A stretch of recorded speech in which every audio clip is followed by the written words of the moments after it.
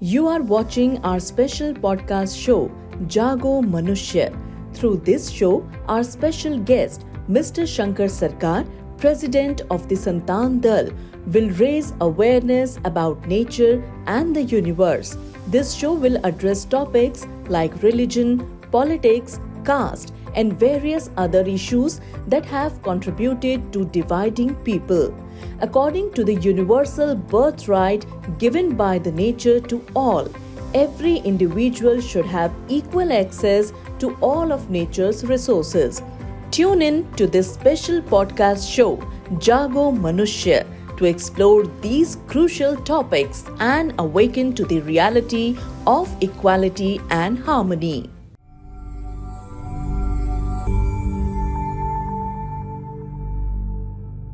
Ram Narayan Ram. Family dominance is rampant in all political parties.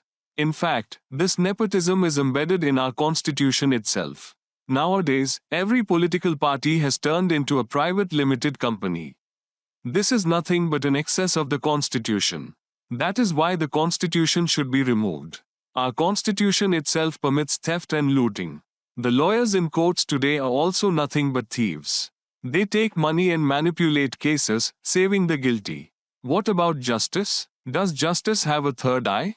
How does a judge determine who is guilty and who is not? The police say whatever they want, the lawyers argue whatever they want, and the judge listens to them and delivers a verdict. Can any judge see through their third eye and say, yes, he is a murderer, he is a thief? No one can see that. No one even tries to see because there is no third eye. How will they see? Just go inside the court premises and look at the statue. It has a black blindfold over its eyes. They say, this represents justice. What kind of justice is this, brother? After you die, who will judge you? It is we who will judge you. I will judge the souls of the deceased because I have passed this earthly life, and my PhD is from the sky itself. My father had to return after his death. Has anyone else's father ever come back after dying? My father came and bowed before me. In 1997, during a religious discussion, my father and I had a huge argument. I was a disciple of Balbrahmachari ji. My father was a freedom fighter. He was a disciple of Swarupanand.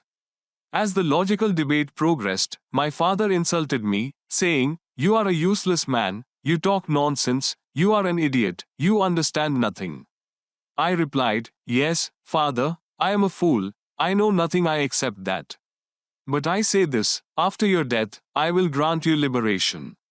I did not say this intentionally, the words just came out of my inner self. Hearing this, my father was completely silent for a minute, shocked at what I had just said. Even I was surprised. What had I just spoken? I stood there, looking at my father, and he stood there looking at me. And that conversation ended right there. Then, in 2003, when my father left this world, he abandoned his body. We had an office in Kolkata, and someone was supposed to come meet me in an hour. So, I thought of meditating in the meantime. I closed my eyes and began chanting. As I was meditating, suddenly, someone came and grabbed my feet. Startled, I opened my eyes and exclaimed, "Who is it?" To my shock, the man standing before me was my father. Even after his death, he had not attained liberation. From the heavens, he was told to go back to his son and seek access from him. Imagine the shame. My own father had to come and hold his son's feet. No one will believe this, but it is the truth. There have been many such events in my life. If I were to narrate them all, your mind would stop functioning. That is why I say, if you want liberation after death, you must pass the test of the heavens. Ram Narayan Ram.